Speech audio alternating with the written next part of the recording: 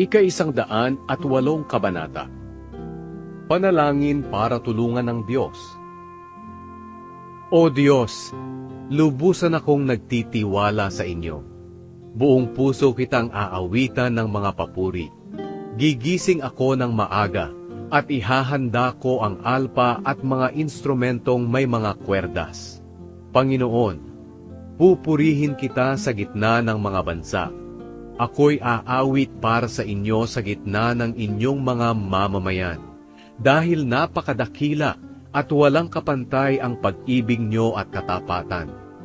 O Diyos, ipakita nyo ang inyong kapangyarihan sa kalangitan at sa buong mundo. Iligtas nyo kami sa pamamagitan ng inyong kapangyarihan. Pakinggan nyo kami, upang kaming mga iniibig nyo ay maligtas. O Diyos, sinabi niyo roon sa inyong templo, magtatagumpay ako. Hahatiin ko ang Shechem at ang lambak ng Sukot para ipamigay sa aking mga mamamayan. Sa akin ang Gilead at Manase. Ang Ephraim ay gagawin kong tanggulan at ang Huda ang aking tagapamahala. Ang Moab ang aking utusan at ang Edom ay sa akin din. Sisigaw ako ng tagumpay laban sa mga Filisteo. Sinong magdadala sa akin sa Edom at sa lungsod nito, na napapalibutan ng pader?